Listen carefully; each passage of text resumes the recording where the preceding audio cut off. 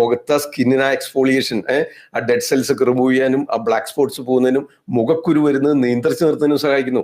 ഇതിട്ട് തിളപ്പിച്ച വെള്ളം കൊണ്ട് കഴുകാം, മുഖം കഴുകാൻ എടുക്കാം.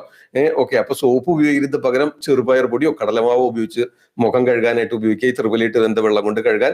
അതുപോലെ ത്രിപല തന്നെ വെള്ളത്തിലോ തൈരിലോ തേനിലോ ചേർത്ത് കുഴച്ചിട്ട് മുഖത്ത് മുഖലേപമായിട്ട് ഇടാനും ഉപയോഗിക്കാവുന്നതാണ്. ഓക്കെ, അപ്പൊ അത്തരം എക്സ്റ്റേണൽ ആപ്ലിക്കേഷൻസിന് ഉപയോഗിക്കാം. ഇതെല്ലാം എന്തെങ്കിലും സംശയങ്ങളുണ്ടെങ്കിൽ ആവർത്തിച്ച് കാണാൻ ഞാൻ ആവർത്തിച്ച് വിശദമായിട്ട് പറഞ്ഞതുണ്ട്. എന്തെങ്കിലും സംശയം ഉണ്ടെങ്കിൽ മടിക്കേണ്ട, ആവർത്തിച്ച് കണ്ട് മനസ്സിലോർപ്പിക്കുക. ഓക്കെ, എല്ലാവർക്കും ഉപകാരപ്പെടുന്ന വീഡിയോയാണ്. ലൈക്ക് ചെയ്യാൻ മറക്കരുത്, എല്ലാവർക്കും ഷെയർ ചെയ്ത് കൊടുക്കുക കേട്ടോ. ഓക്കെ, അപ്പൊ അടുത്തതായിട്ട് നമുക്ക് ഇന്റേണൽ മെഡിസിൻസ്, ഇന്റേണൽ യൂസ് പറയാം. അപ്പൊ നമ്മൾ വായ്പുണ്ണിന് നമ്മൾ കവിൾക്കൊള്ളുന്ന കാര്യം പറഞ്ഞു. ഒരു കാര്യം കൂടെ പറയാൻ പറഞ്ഞു. ഈ ത്രിപലാചൂർണം അല്ലെങ്കിൽ വരാചൂർണം എടുത്തിട്ട് തേനിൽ ചാലിച്ചിട്ട് നമ്മൾ ആ വായ്പുണ്ണ് കാണില്ല, ഇങ്ങനെ പച്ച നിറത്തിൽ കൊണ്ടുവരും. കലശലായ വേദനയാ. ഇതിന്റെ മൂല കാരണം എന്ന് പറഞ്ഞു കഴിഞ്ഞാൽ നമ്മൾ ബി കോംപ്ലക്സ് ഗുളിയൊക്കെ കഴിച്ച് തൽക്കാലത്തേക്ക് നിർത്താറുണ്ട് പലപ്പോഴും, അല്ലെ?